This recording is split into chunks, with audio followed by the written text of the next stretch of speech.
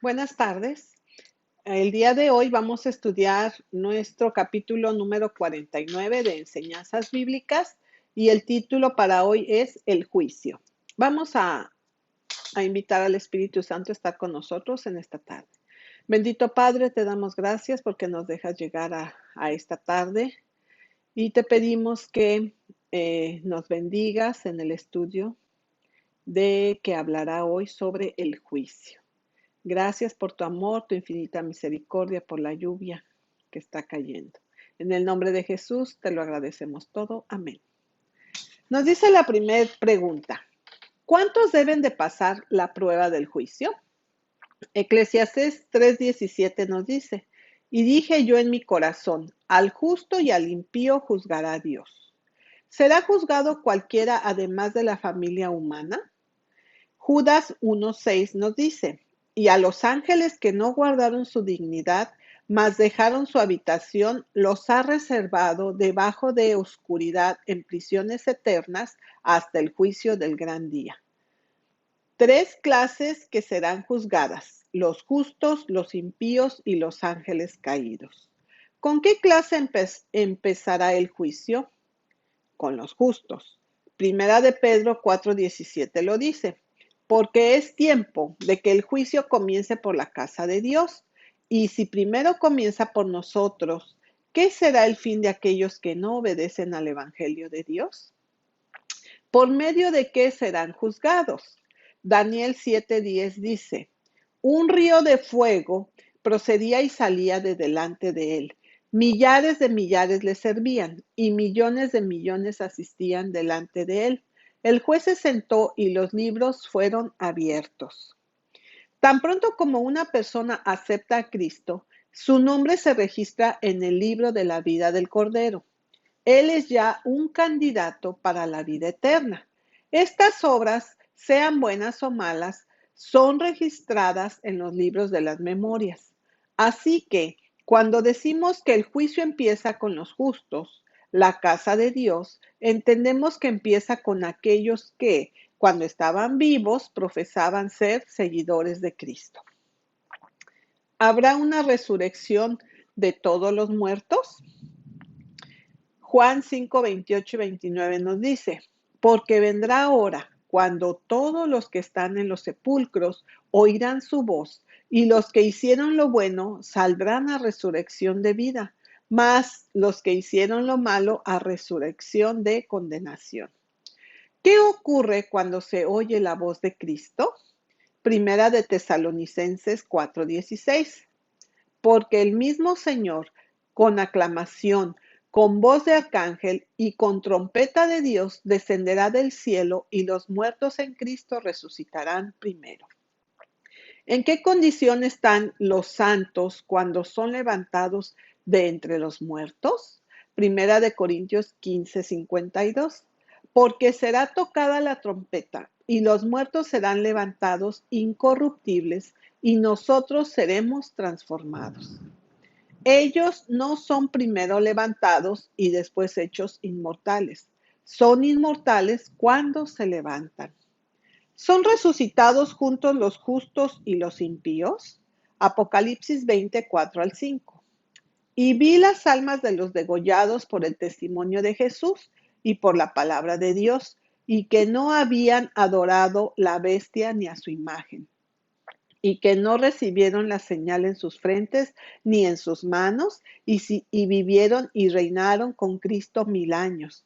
Mas los otros muertos no tornaron a vivir hasta que se cumplieron 1000 años. Esta es la primera resurrección. ¿Por qué estos han sido separados de los otros antes que la voz de Cristo es oída?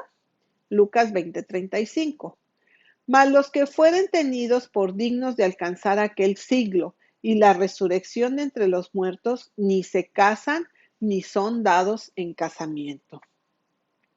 El hecho de que los santos son resucitados incorruptibles y que ellos son separados de los impíos y resucitados 1000 años antes, muestra que el juicio que decide quién será salvo y quién no, se lleva a cabo antes de la resurrección y no después, porque en ese caso todos serían resucitados juntos y la separación se llevaría a cabo después.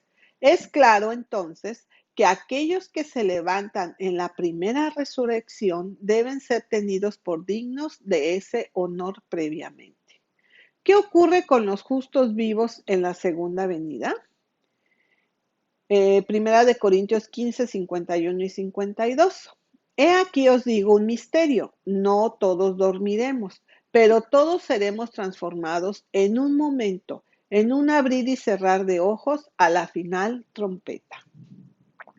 ¿Por qué están estos separados de los vivos malos y transformados así? Lucas 21:36. Velad pues, orando en todo tiempo, que seáis tenidos por dignos de escapar de todas estas cosas que han de venir y de estar en pie delante del Hijo del Hombre. ¿Hasta dónde se extenderá esta investigación de los casos? Porque Dios traerá toda obra a juicio, el cual se hará sobre toda cosa oculta, buena o mala. Eclesiastés 12:14. ¿Cuándo y dónde se registran las cosas abiertas y ocultas? Malaquías 3:16. Entonces los que temían a Jehová hablaron cada uno a su compañero, y Jehová escuchó y oyó, y fue escrito libro de memoria delante de él para los que temen a Jehová y para los que piensan en su nombre. También podemos leer Apocalipsis 20:12. ¿Qué hace este registro? Eclesiastés 5:6. No sueltes tu boca para hacer pecar a tu carne, ni digas delante del ángel que fue ignorancia, porque harás que Dios se aire a causa de tu voz y que destruya la obra de tus manos. ¿Quién abre el juicio y lo dirige? Daniel 7:9-10. Estuve mirando hasta que fueron puestos tronos y se sentó un anciano de días. Un río de fuego procedía y salía de delante de él. Millares de millares le servían y millones de millones asistían delante de él. El juez se sentó y los libros fueron abiertos. ¿Quiénes ministran al Señor y le asisten en el juicio? Millares de millares le servían y millones de millones asistían delante de él. Daniel 7:10. Y miré y oí voz de muchos ángeles alrededor del trono y de los animales y de los ancianos, y la multitud de ellos era millones de millones. Apocalipsis 5:11. ¿Quién más es traído ante el Padre a esta hora? Miraba yo en la visión de la noche, y he aquí en las nubes del cielo venía uno como el Hijo del Hombre, y llegó hasta el anciano de días, y le hicieron acercarse delante de él. Daniel 7:13. ¿Cuál es la obra especial de Cristo frente al Padre y a sus ángeles? Apocalipsis 3:5. El que venciere será vestido de vestiduras blancas, y no borraré su nombre del libro de la vida, y confesaré su nombre delante de mi Padre y delante de sus ángeles. Hemos aprendido que durante esta escena de juicio, los muertos todavía están en sus tumbas. El registro de la vida de cada uno, sin embargo, está en los libros en el cielo, y sus caracteres son bien conocidos por ese registro.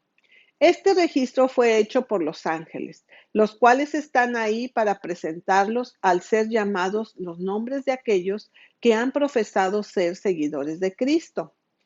Cristo también está ahí a favor de aquellos que lo han escogido como su abogado. Él presenta su sangre, mientras que pide que sus pecados sean borrados de los libros de las memorias. Los pecados de los cuales se arrepintieron fueron perdonados cuando los confesaron, pero no podían ser borrados hasta que por un examen final del registro de su vida se supiera que se habían arrepentido de todos sus pecados y que finalmente eran vencedores. Si este fuera el caso, entonces sus nombres son confesados en el juicio. Pero si se ve que aunque todo iba bien por un tiempo, ellos no vencieron, entonces en vez de confesar sus nombres ante el Padre y sus ángeles y borrar sus pecados, Cristo borrará sus nombres del libro de la vida. Como el lugar del juicio es el cielo, donde el trono de Dios está, y como Cristo está presente en persona, se concluye que el juicio se lleva a cabo en el cielo. Todos son juzgados por el registro de su vida y así contestan por las obras hechas en su cuerpo. Es fácil ver que tal obra no solamente decidirá para siempre los casos de los muertos, sino que también cerrará la aprobación de todos los que viven, después de lo cual vendrá Cristo a llevar consigo a aquellos que han sido fieles a Él. ¿Dónde recibirá Dios su reino? Y le fue dado dominio y gloria y reino para que todos los pueblos, naciones y lenguas le sirvieran. Daniel 7:14. Cuando Él venga a la tierra, ¿qué título llevará? Apocalipsis 19:16. Y en su vestidura y en su muslo tiene escrito este nombre: Rey de Reyes y Señor de Señores. ¿Cuál será su misión a la tierra? Mateo 16:27. Porque el Hijo del Hombre vendrá en la gloria de su Padre con sus ángeles, y entonces pagará a cada uno conforme a sus obras. ¿A dónde llevará su pueblo el Salvador? Juan 14:2-3. En la casa de mi Padre muchas moradas hay, de otra manera os lo hubiera dicho. Voy pues a preparar lugar para vosotros, y si me fuere y os aparejare lugar, vendré otra vez y os tomaré a mí mismo, para que donde yo estoy, vosotros también estéis. Durante los 1000 años que intervienen entre las dos resurrecciones, ¿qué harán los santos?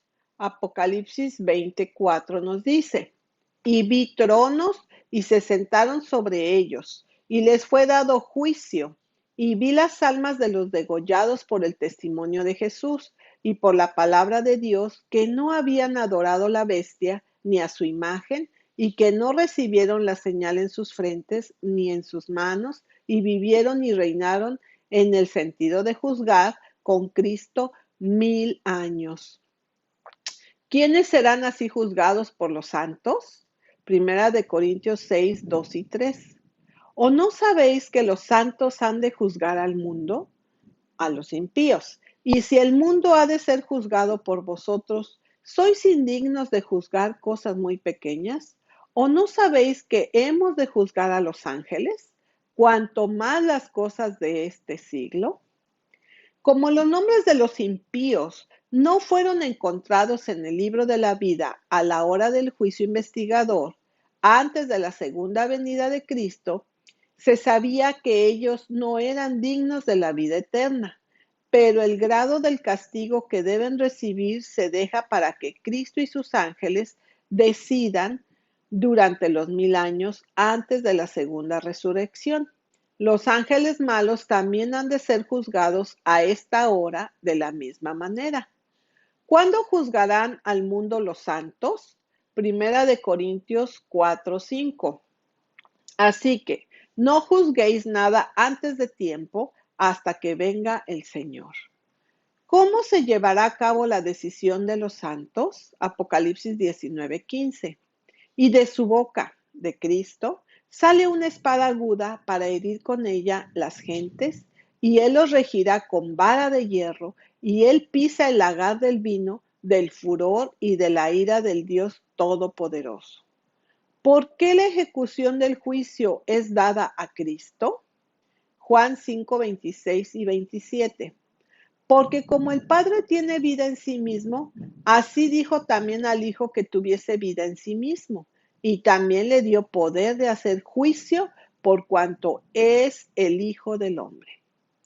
¿Cómo se hará saber al mundo la apertura del juicio investigador? Apocalipsis 14:6-7. Y vi otro ángel volar por en medio del cielo, que tenía el evangelio eterno, para predicarlo a los que moran en la tierra, y a toda nación, y tribu, y lengua, y pueblo, diciendo en alta voz: temed a Dios y dadle gloria, honra, porque la hora de su juicio es venida. Se ve que hay dos fases en el juicio que salen a la luz en las Escrituras. la investigadora y la ejecutiva. El juicio investigador tiene lugar en el cielo antes que Cristo venga para determinar quiénes son dignos de ser resucitados en la primera resurrección, a su venida, y cuántos entre los vivos son dignos de ser transformados en un abrir y cerrar de ojos, al sonido de la última trompeta. Por eso es necesario que el juicio investigador se lleve a cabo antes de la segunda venida, porque no habrá oportunidad para que tal obra sea hecha entre la venida de Cristo y la resurrección de los muertos justos, que serán vestidos de inmortalidad en el acto de salir de sus tumbas. El juicio ejecutivo ocurre después de que los santos que fueron levantados para sentarse en tronos de juicio hayan decidido durante los 1000 años la magnitud del castigo que han de recibir los impíos. El juicio investigador es el que es anunciado al mundo por el mensaje del ángel de Apocalipsis 14, 6 al 7. Para la hora cuando este mensaje se da al mundo, hay que leer el mensaje del primer ángel. Bueno, este fue el capítulo número 49 que nos habló acerca del juicio. Los invito a que inclinemos el rostro para orar. Bendito Padre, te damos gracias por el estudio de esta tarde. Es tan maravilloso saber que en estos momentos se está llevando a cabo un juicio en donde los nombres de aquellos que ya han fallecido están siendo revisados, Señor. En algún momento también pasarán a revisar los nombres de los que estamos vivos. Te pedimos que perdones nuestros pecados y nos ayudes a estar allí delante de ti, cubiertos por tu manto sagrado, amado Jesús, por tu vida perfecta, para que podamos no ser hallados faltos en ese momento que nuestro nombre sea pasado. Gracias, Señor, por tu infinito amor, por tu infinita misericordia. Gracias por haber venido a morir por cada uno de nosotros para que nosotros podamos tener vida eterna contigo. Es en el nombre de Jesús y por esa sangre preciosa que derramó en la cruz que te agradecemos todas estas cosas. Amén.